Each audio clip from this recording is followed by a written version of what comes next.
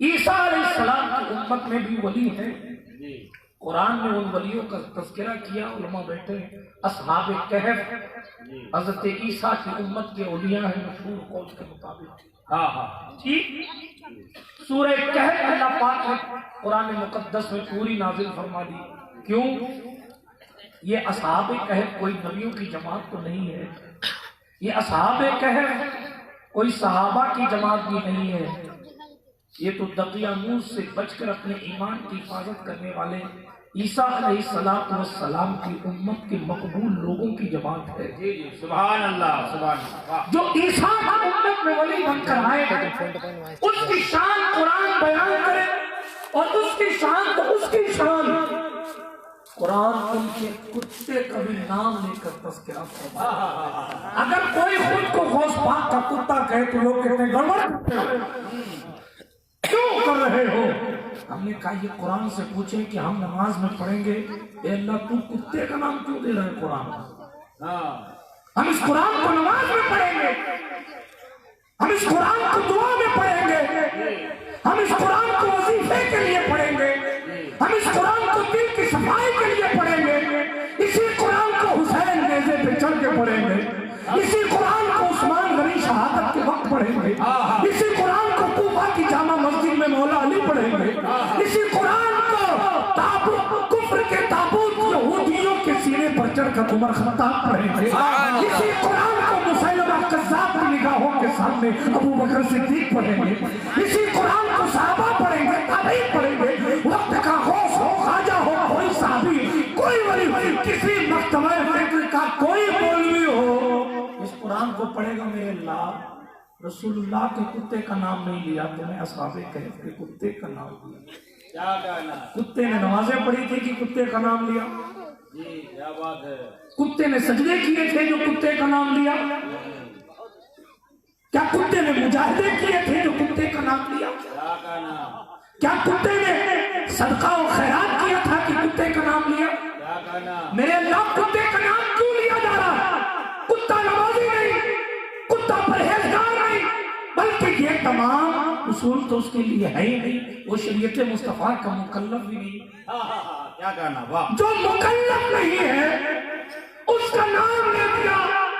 آپ مجھے بتاؤ پرولیا والوں، کتے نے نمازیں نہیں پڑھی تھی، روزے نہیں رکھے تھے، وہ شریعت پر عمل نہیں کرتا تھا، اس لیے کہ شریعت اس کے لیے ہے ہی نہیں. انسانوں کے لیے، عقل کے لیے، بالغ کے لیے، دیوانوں کے لیے بھی نہیں ہے، دیوانے ہیں پاگلوں کے لیے نہیں ہے. ٹھیک ہے، لیکن کون سی چیز تھی جس نے کتے کا نام قرآن میں دلوایا؟ کیا کہنا؟ ولیوں کے ساتھ رہنے کی برکت. سبحان اللہ سبحان اللہ. کیا ولیوں کے ساتھ سے کتنی تھی؟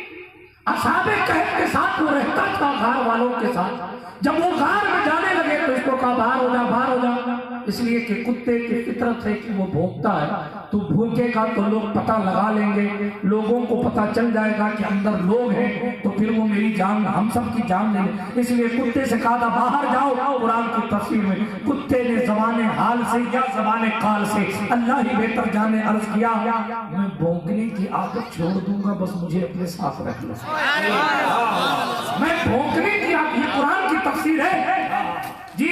ایسا نہیں ہے کہ آپ کہیں کہ نہیں صاحب یہ تو مجدد الفسانی کی باتیں اور اعلیٰ حضرت کی باتیں لا کے سننے دائیں بائیں کرتے ہیں. قرآن پڑھو، قرآن کی تفسیر پڑھو. آپ نے بھی پڑھاؤ تو اپنے یہاں بھی پڑھ لیجیے، اٹھا کے پڑھیے گا. 400 سال پرانے مفسرین کی تفسیر پڑھیے گا. امام جلال الدین سیوطی کو پڑھ لیجیے گا، اور بھی بہت سارے ہمارے وہ لوگ ہیں جن کو ہر جماعت مانتی، ان کی تفسیر اٹھا کے پڑھ لیجیے گا. میں تفسیر میں نہیں جاتا، ڈیٹیل میں نہیں جاتا. میں نے آیت کوئی اور پڑھی ہے، لیکن بات آگے تو میں چلتا چلتا یہ بھی عرض کرتا چلوں.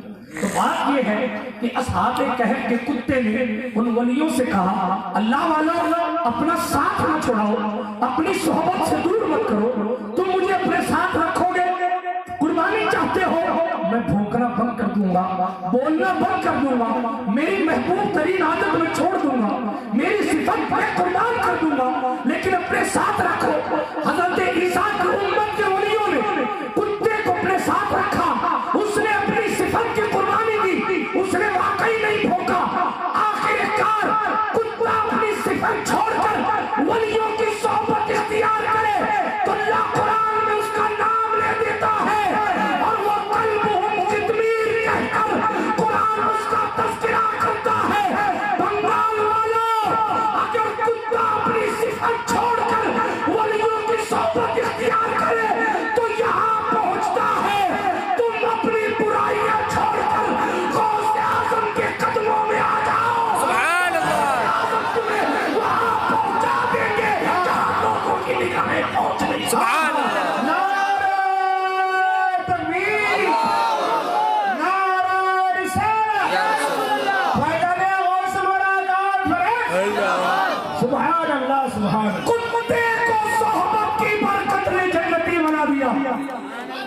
जब कुत्ता सोहबत की बरकत से जन्नती बन सकता है तो उस पाक की सोहबत वाला कुत्ता भी शेर को फाड़ सकता है।